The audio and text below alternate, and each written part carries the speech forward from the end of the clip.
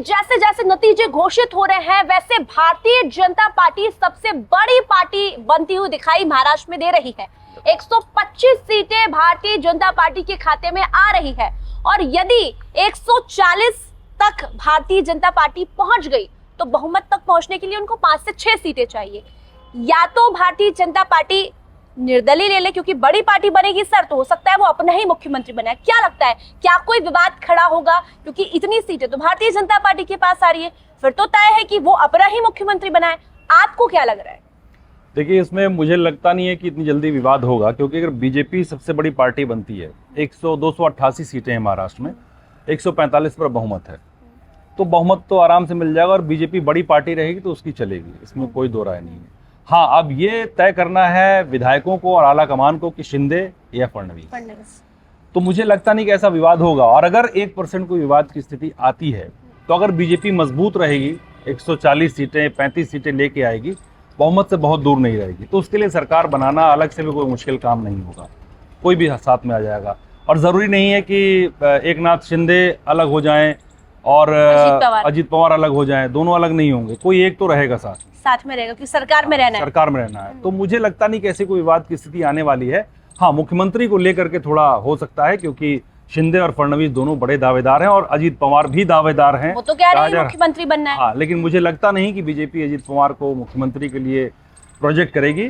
तो बनना तो इन दोनों में से किसी को, और ये भी कोई बड़ी बात नहीं, बीजेपी चौंकाने वाली पार्टी है, विवाद तीनों के बीच में बढ़े तो किसी और को बना। विनोद तावड़े ने महाराष्ट्र चुनाव के दौरान एक बयान दिया था कि न शिंदे न फडणवीस, कोई सरप्राइजिंग चेहरा हो सकता है।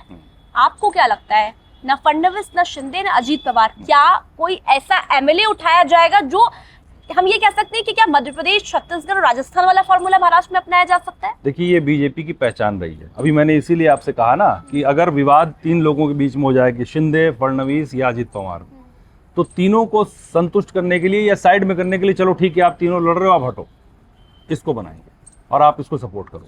तो कोई बड़ी बात नहीं कि बीजेपी किसी ऐसे चेहरे को बना दे मुख्यमंत्री जिसको आप नहीं जानते हैं, कोई भी विधायक सामान्य, जैसे बाकी स्टेट्स में हुआ, हरियाणा, राजस्थान, छत्तीसगढ़ में हुआ, नहीं पता चला। तो बीजेपी की तो ये रही है, और इसीलिए बीजेपी शायद चेहरा भी घोषित नहीं करती है। पहले इतनी बार मांग हुई, विपक्ष हमेशा कहता है कि आपका चेहरा कौन होगा, आपका फेस कौन होगा, लेकिन बीजेपी नहीं घोषित करती है। तो वो सारे समीकरण देखने के बाद, रिजल्ट आने के बाद तब तय करती चीज। लेकिन बीजेपी ये भी कह रही है कि बिहार वाला मॉडल आप देखिए ना, हमारी सीटें ज्यादा थी तब भी हमने नीतीश कुमार को बनाया। लेकिन महाराष्ट्र में तो वो नहीं लागू होगा। हर स्टेट की राजनीति का तरीका अलग होता है, वोटर अलग होता है, समीकरण अलग होते हैं। तो जो बिहार में फॉर्मूला चलता है वो महाराष्ट्र में नहीं चलेगा, वो दिल्ली में नहीं चलेगा। हर राज्य की राजनीति अलग तरीके से की जाती है, तो यहाँ पर अपना ही तरीका होगा उसके लिए डिसाइड करना। क्या हम ये कह सकते हैं कि अगर कोई विवाद हुआ तो चाहे शिंदे अलग हो जाए, चाहे अजीत पवार अलग हो जाए, यदि बहुमत के आंकड़े को बीजेपी छूती है तो फिर उन्हें कोई फर्क नहीं पड़ेगा?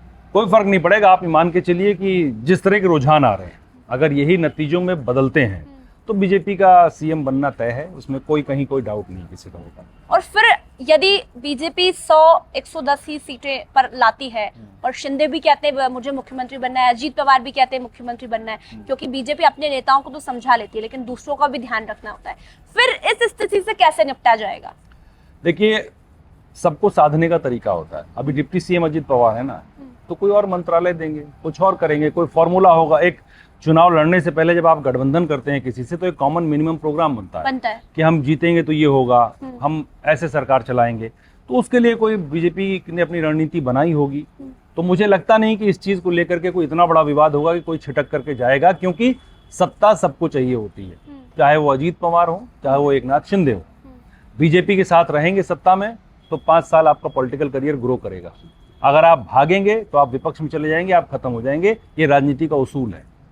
तो वो किसी भी तरह से समझौता करके ही रहेंगे साथ। तो जरूरी यह है कि आप सत्ता में बने रहें और अच्छी, आप कितना बार्गेन कर सकते हैं उसको बार्गेन करके आप क्या ले सकते हैं बेहतर, इस पर काम करें। तो मुझे लगता है कि बार्गेनिंग के बाद एक तस्वीर बनेगी और वो सही रहेगा। सरकार तो बननी इनकी है। ये कहना भी गलत नहीं होगा कि शिंदे ने, जब से शिंदे बीजेपी के साथ आई, उन्होंने कदम से कदम, कंधे से कंधा मिलाकर चलाए। हर नारों पर शिंदे ने बीजेपी का साथ दिया है। तो हो सकता है कि जिस तरह से 2.5 साल में सरकार में बीजेपी रही है, शिंदे रहे हैं, तो बीजेपी फिर से शिंदे को ही बनाए। देखिए, शिंदे बीजेपी के साथ आए तो अपना पॉलिटिकल करियर और अपना पॉलिटिकल लीनेज जो था दांव उसको पर। दांव पे लगा कर बिल्कुल। तो बीजेपी के साथ रहना, उनके नारों का साथ देना, उनके साथ चलना, ये उनकी मजबूरी है पॉलिटिकल। क्योंकि आपने शिवसेना तोड़ी तो वहां के वोटर्स को भी आपको भरोसा दिलाना था और जिसके साथ जा रहे हैं उसको भरोसा दिलाना। तो शिंदे के पास कोई ऑप्शन नहीं था। तो इसमें कोई बड़ी बात नहीं कि अगर बीजेपी शिंदे को मुख्यमंत्री बना सकती, क्योंकि ऐसा कोई विवादित कार्यकाल नहीं रहा उनका, तो हो सकता है कि बना दे। कोई बड़ी आखिरी बात सवाल, क्या आप मानते हैं कि असली शिवसेना या असली बाला साहब ठाकरे के पदचिन्ह पर चलने वाले शिंदे हैं अब इस चुनाव से? देखिए, जिस तरह जनता ने वोट दिया उससे तो लगता है कि लोगों को भरोसा जता है और चुनाव आयोग ने भी उनको दिया, उनका चुनाव चिन्ह दिया। तो पब्लिक के वोटिंग पैटर्न नतीजों से तो लगता है कि हाँ, लोग मानने लगे हैं। और उद्धव को उम्मीद थी कि शायद जो उनके बाला साहेब ठाकरे की सिंपैथी थी उनका परिवार होने की वजह से, वो सिंपैथी भी नहीं मिली, ये तो साफ हो गया। तो कहीं ना कहीं वोटर शिफ्ट हुआ है और मान रहा है कि हाँ, शिंदे ही असली बाला साहेब ठाकरे के। बिल्कुल, वोटर तो शिफ्ट हुआ है। जो नतीजे आ रहे हैं उससे स्थिति ये तो क्लियर हो गई है कि शिंदे को ही लोग असली शिवसेना और बाला साहेब ठाकरे के पद चिन्हों पर चलने वाले नेता मान रहे हैं। लेकिन अब सीएम फेस को लेकर इंतजार है कि शिंदे, फडणवीस या फिर अजीत पवार या फिर कोई नया चेहरा, इस पर अभी सस्पेंस बरकरार है। लेकिन अभी भी आपको इंतजार करना पड़ेगा नतीजों का, क्योंकि ये नतीजे हैं, ये जनता है, कुछ भी कर सकती है, कहीं भी उलटफेर हो सकता है।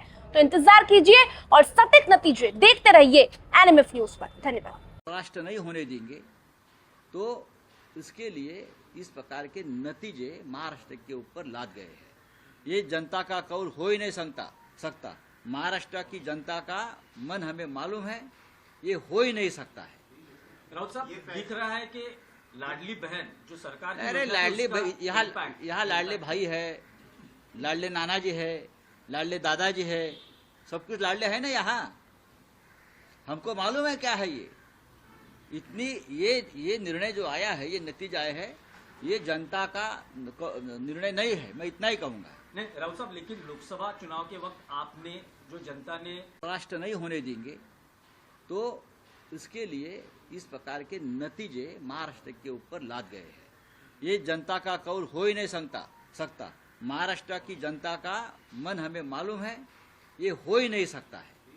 राउत साहब, दिख रहा है कि लाडली बहन जो सरकार की अरे योजना है, लाडले उसका भाई, impact- यहाँ लाडले भाई है, लाडले नाना जी है, लाडले दादाजी है, सब कुछ लाडले है ना यहाँ।